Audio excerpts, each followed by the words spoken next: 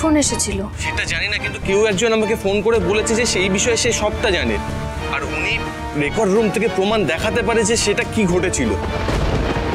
কিন্তু স্বপনদা, কেউ কি করে বুঝবে যে তুমি এই ঘটনার খোঁজ করছো? এটা কোনো ট্র্যাপ নয় তো? কিছু করার নেই রে, রিস্ক তো আমাদেরকে নিতেই হবে। তুমি যা করবে সাবধানে করো স্বপনদা। আমার একটা অদ্ভুত জিনিস মনে হচ্ছে, জানিস তো, কেউ যেন একটা সত্যি করে ওই ঘটনাটাকে লুকিয়ে রাখছে পৃথিবীর বুক থেকে।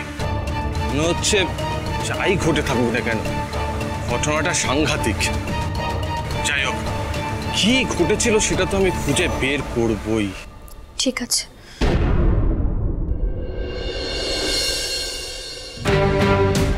শুভকে আর বললাম না যে ওই ফোনের লোকটার কথা মতো আমি আজকে এখানে এসেছি।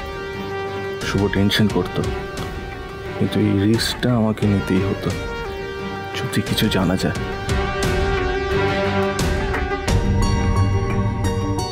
লোকটার আসার সময় তো হয়ে গেল, কিন্তু এখন আসছে না কেন?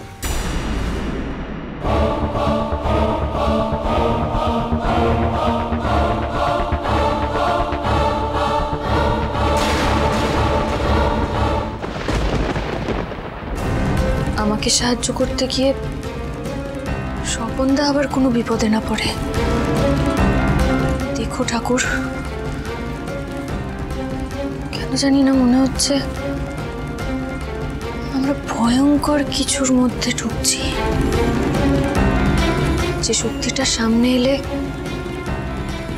সবার সব কিছু ওলট পালট হয়ে যাবে।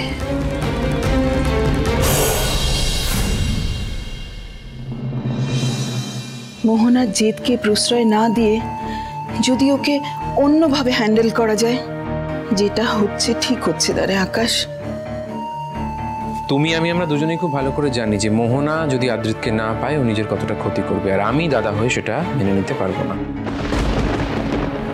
তো এক্ষেত্রে তুমি কি চাইছো বলো, আমি কোনো মানসিক স্বাস্থ্য কেন্দ্রে বোনকে দিয়ে আসি? না না না, আমি তো খালি ভয় পাচ্ছি রে আকাশ। 6 বছর আগের ঘটনার আবার যেন পুনরাবৃত্তি না হয়। হবে না, আমি হতে দেব না, কারণ আমি খুব ভালো করে জানি মোহনা যা চাইছে যদি সেটা পায় তাহলে শান্ত থাকবে, মার কোনো অশান্তি করবে না। তোমার কি মনে হচ্ছে আমি অতীতের ওই ঘটনাটা নিয়ে আমি ভাবছি না?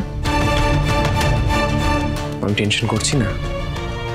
100 বার করছি না, প্রত্যেক দিন করছি। এমন একটা প্ল্যান করেছি যাতে ওই ঘটনাটা আর কোনোদিনও না ঘটে। আমি কোনোদিন ভুলতে পারবো না মা যে অতীতের ওই ঘটনার জন্য আমার বোনের জীবনটা কিন্তু একদম প্রায় শেষ হয়ে গিয়েছিল। না না না, ওই কথা মুখে আনিস না রে আকাশ। ওই ঘটনার কথা ভাবলে আমার হাত পা ঠান্ডা হয়ে আসে।